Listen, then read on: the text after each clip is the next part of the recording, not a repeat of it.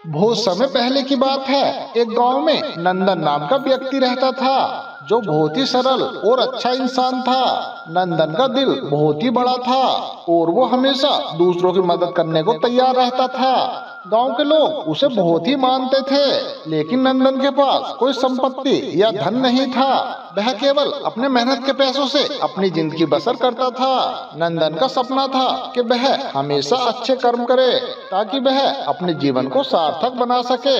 लेकिन गांव में एक दिन एक घटना घटी, जिसने नंदन की पूरी जिंदगी बदल दी। राजा वीरेंद्र का एक महत्वपूर्ण खजाना खो गया था। यह खजाना गांव की समृद्धि का प्रतीक था और राजा ने इसकी तलाश के लिए पूरे गांव में ऐलान किया। उसने कहा कि जो भी इस खजाने को ढूंढ कर लाएगा, उसे भारी इनाम मिलेगा। दोस्तों, यह कहानी बहुत ही ज्ञानवर्धक है। हमारी इस आज की कहानी को आखिर तक जरूर देखिए। अगर आप इस चैनल पर पहली बार आए हैं तो वीडियो को लाइक करके चैनल को सब्सक्राइब कर लीजिए। अगर आप भी गौतम बुद्ध को दिल से मानते हैं तो कमेंट में नमो बुद्धाय लिखना ना भूलें। तो चलो कहानी को शुरू करते हैं। गांव के सभी लोग, जिनमें नंदन भी था, खजाने की खोज में जुट गए। लेकिन एक दिन नंदन ने महसूस किया कि खजाना केवल पैसे या धन का प्रतीक नहीं हो सकता। उसे लगा कि इस खजाने की खोज में लोग एक दूसरे को नुकसान पहुंचा रहे हैं और झूठ बोल रहे हैं। यह देखकर नंदन को बहुत दुख हुआ। फिर नंदन ने सोचा, अगर मैं इस खजाने को ढूंढ लाऊं तो क्या मैं एक सच्चे इंसान की तरह जीवन जी सकता हूं?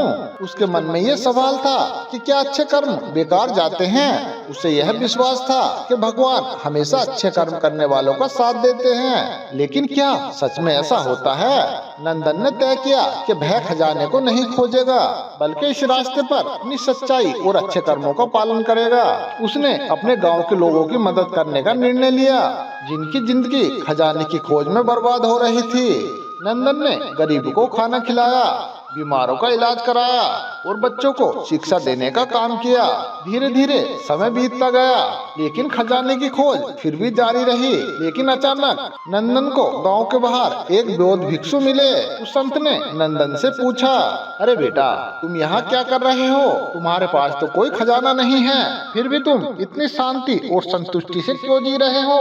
नंदन ने उत्तर दिया, मैंने सोचा था कि खजाना केवल धन का होता है, लेकिन अब मैं समझ गया हूँ कि असली खजाना अच्छे कर्मों में छुपा होता है। मैं जो करता हूँ वो किसी उम्मीद या इनाम के लिए नहीं होता है, बल्कि मैं ये चाहता हूँ कि मेरे कर्म दूसरों के लिए रोशनी बने।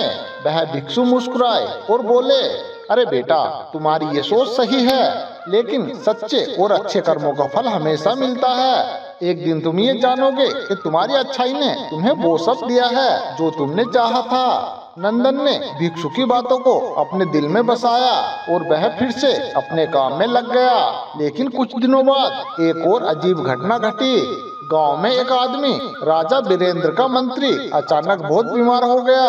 उसके पास धन था, लेकिन उसके पास सच्ची शांति और सुख नहीं था। उस मंत्री की हालत इतनी गंभीर हो गई थी कि उसे बचाने के लिए एक नंदन ही एकमात्र व्यक्ति था जो उसके पास था। राजा ने नंदन को मंत्री के पास भेजा और नंदन ने अपनी पूरी शक्ति से मंत्री का इलाज शुरू किया। कुछ दिन बाद मंत्री की तबीयत में सुधार हुआ और वह ठीक हो गया। उस मंत्री ने नंदन से कहा, तुमने मेरी जान बचाई है, लेकिन मैं तुम्हारे अच्छे कर्मों का सही मूल्य नहीं समझ पाया था। मैं केवल धन और पद का लालच करता था, लेकिन तुम्हारे कर्मों ने मुझे यह सिखाया कि असली खजाना अच्छे कर्म और दयालुता में होता है। अब मंत्री ने राजा से कहा, हे राजा साहब, वो खजाना जो हम सब तलाश रहे थे कि वह कहीं बाहर नहीं, वो बल्कि हमारे अंदर छुपा है। असली खजाना तो हमारे कर्मों और हमारी आत्मा की शांति में है। राजा वीरेंद्र ने मंत्री की बात मानी और अपने धन और अपनी ताकत को दीनहीन व्यक्ति में लगाने का निर्णय लिया। धीरे धीरे राजा और उसके मंत्री लोग दीन दुखियों की सेवा में काम करने लगे। फिर धीरे धीरे गांव में खुशहाली आ गई। जब नंदन को वह खजाना मिल जाता है जिसे उसने ढूंढने का कभी मन नहीं मनाया था। वह खजाना एक पुरानी गुफा में छुपा हुआ था। इसे नंदन ने केवल एक संयोग से खोज लिया। लेकिन जब उसने खजाने को खोला, लेकिन उसके अंदर कुछ पुराने सिक्के और गहने थे जो किसी के लिए भी कोई मायने नहीं रखते थे। नंदन ने खजाने को देखा और मुस्कुरा दिया। उसने सोचा अरे ये खजाना तो किसी काम का नहीं है, क्योंकि असली खजाना तो मेरे अच्छे कर्म हैं। अब नंदन को ये समझ आ गया था कि जो वो ढूंढ रहा था वो तो पहले ही उसके पास था, और वह था उसका दिल, उसका आत्मविश्वास और संतोष। उसे उसके कर्मों का फल उसे किसी न किसी रूप में जरूर मिलेगा, लेकिन वो नहीं चाहता था कि वह किसी भौतिक वस्तु के रूप में हो। दोस्तों, नंदन की कहानी हमें ये सिखाती है कि जीवन के अच्छे कर्म कभी बेकार नहीं जाते।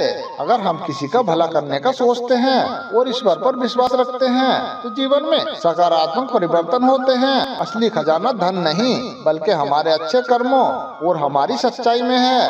अच्छे कर्म हमेशा फलदायी होते हैं। अगर हम सच में दिल से दूसरों की मदद करते हैं तो ईश्वर भी हमेशा हमारे साथ ही होते हैं। तो दोस्तों, मैं ये उम्मीद करता हूँ कि हमारी आज की कहानी आपको जरूर पसंद आई होगी। ऐसे ही और कहानी पाने के लिए हमारे चैनल को सब्सक्राइब करें और इस वीडियो को लाइक कर दें। तो मिलते हैं दोस्तों इसी तरह की एक और नई कहानी के साथ। तब तक आप अपना ध्यान रखिए और हमेशा खुश रहिए।